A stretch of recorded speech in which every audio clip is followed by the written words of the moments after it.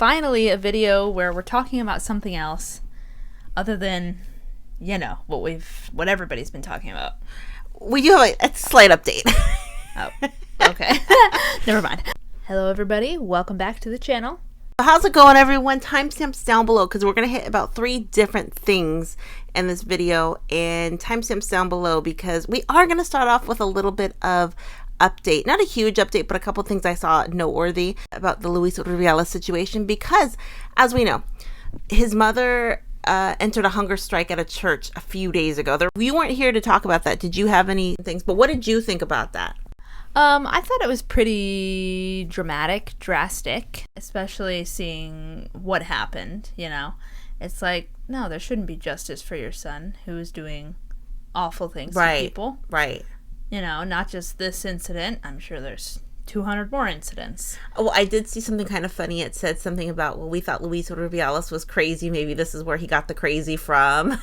It's kind of hereditary. It's a sad situation. Or I even thought of this, and I told Sara this, and she didn't necessarily think along these lines, but I said, maybe the mother was doing this to get her son. It's like reverse psychology to get her son to resign so it'd be over. So she's like, okay, you either resign or I'm not going to eat. And I like a reverse psychology thing.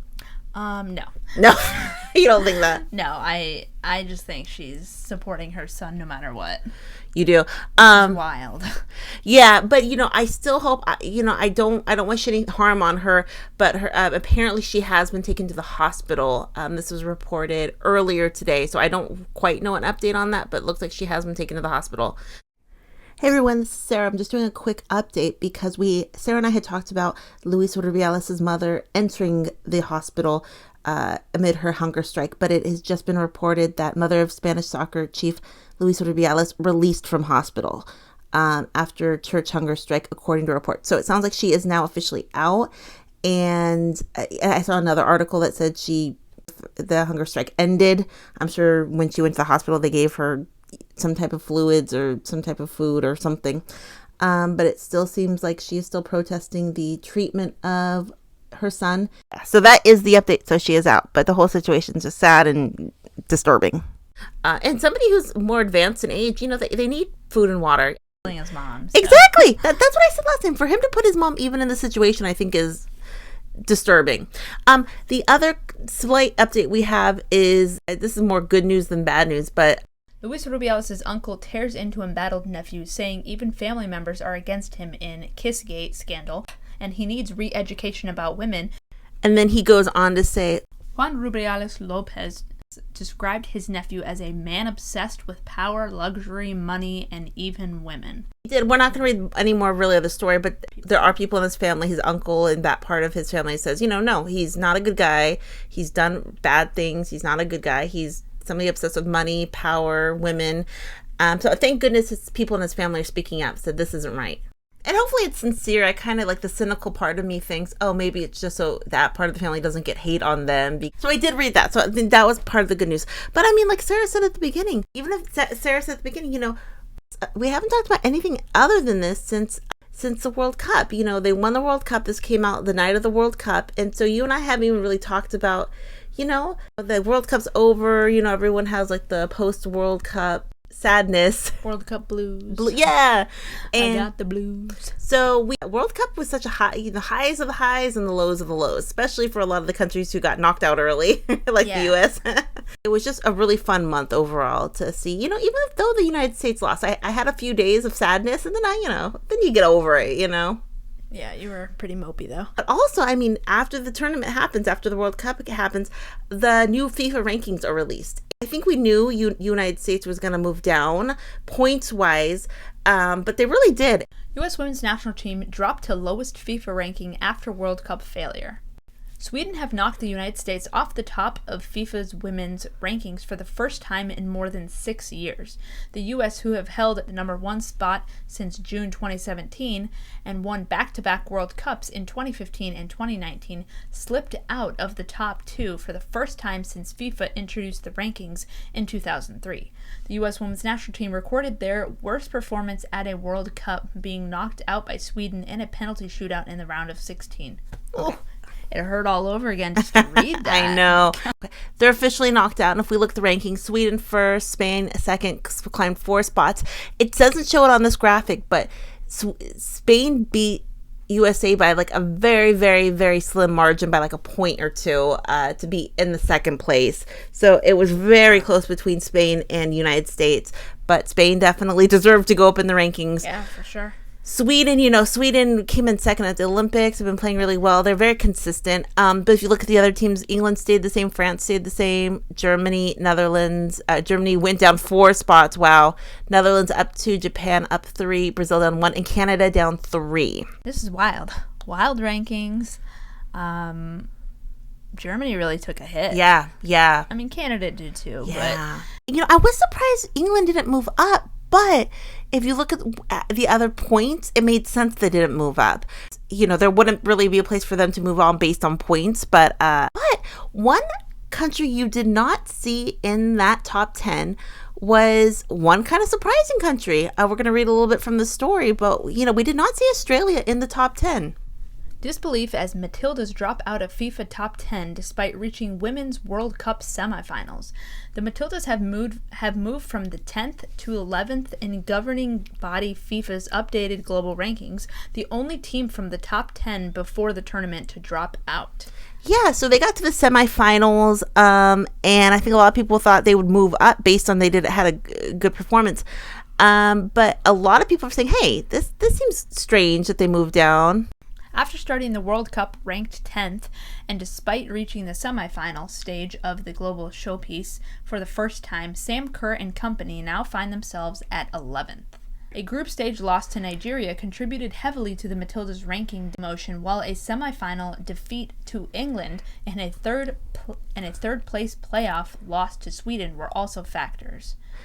Australians react to the Matildas' drop in rankings. So that actually makes sense. That does make sense. But some people are a little bit skeptical. Fans and journalists have reacted with outrage, expressing incredulity over what they see as a nonsensical ranking system.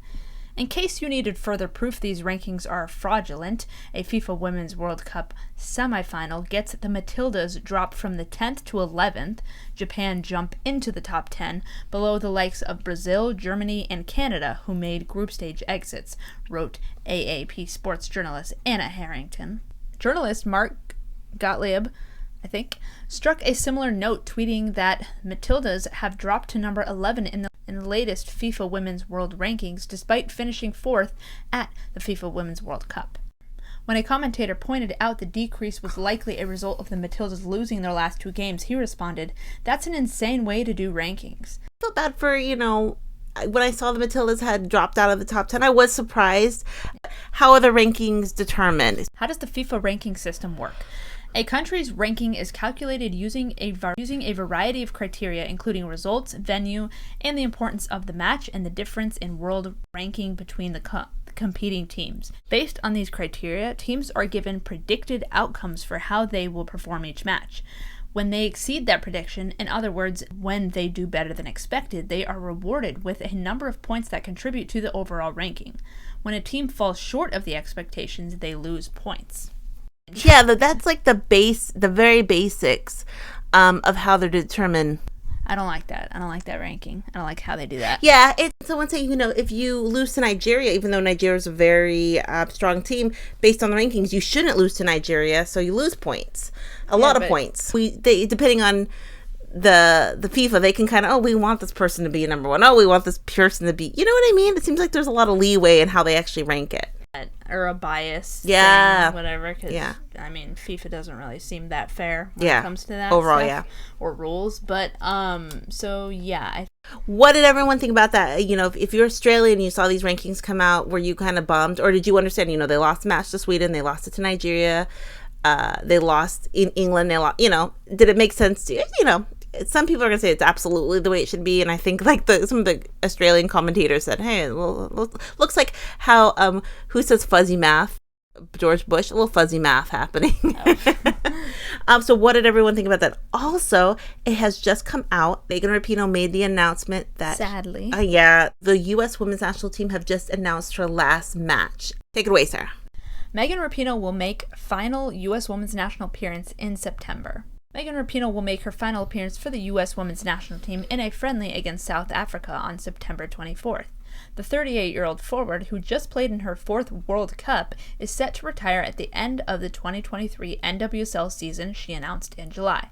The U.S. women's national team is set to host South Africa in a pair of friendlies in September, and those will mark Rapinoe's final matches with the national team. It will be her last match ever, and these matches are going to be the roster for the Olympics, or for the World Cup. They're not going to divert from them, so they're all going to be the people who were on the rosters for the United States. There are some friendlies, I believe, in October. Are they October or November? I'm not quite sure. Those will be able to be brand new rosters for whatever the interim coach sees fit for those rosters. But this will be her last appearance at a U.S. Women's National Team match, and it's I love to see it. It will be cool to see, you know.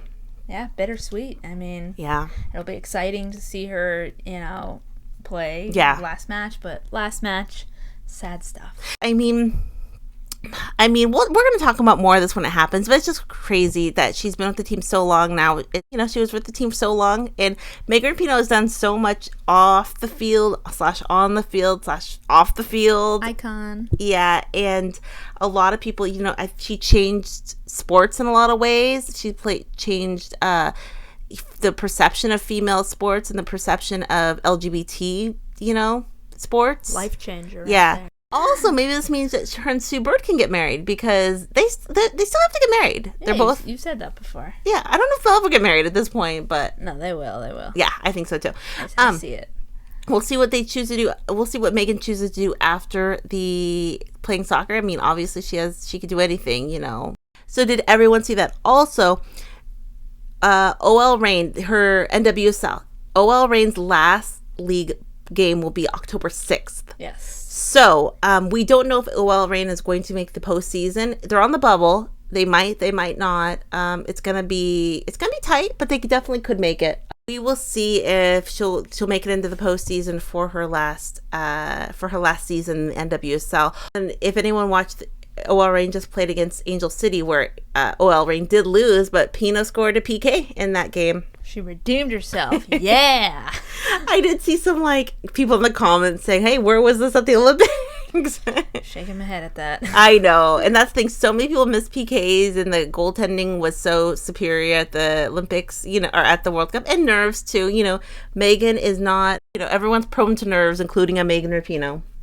Oh, I didn't think she was allowed to get nervous. Oh, everyone except Megan Rapinoe. Oh yeah, you know. Nervous, but no. So, superhuman right there. Who saw that at the Angel City game? That was fun. And did you see her? She was with Jane Fonda at the Angel City game. Yeah, I like her new hair. Yeah, I think she looks great. She looks great. Next video, we have not done a lovers video in 3-4 videos. There's some breaking news about a couple situations, so hold on tight.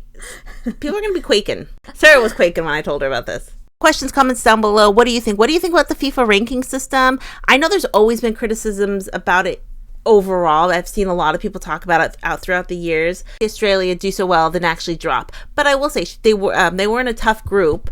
But also, some people think that side of the bracket wasn't as hard as the United States side of the bracket. So, I mean, that plays into it too. So, yeah. But yeah, what does everyone think? Questions, comments down below. Anyone going to the Chicago games at Soldier Field and going to see Pino? Because that will be quite a scene, I think. Questions, comments down below. What does everyone think? Have a good night. Bye. Bye.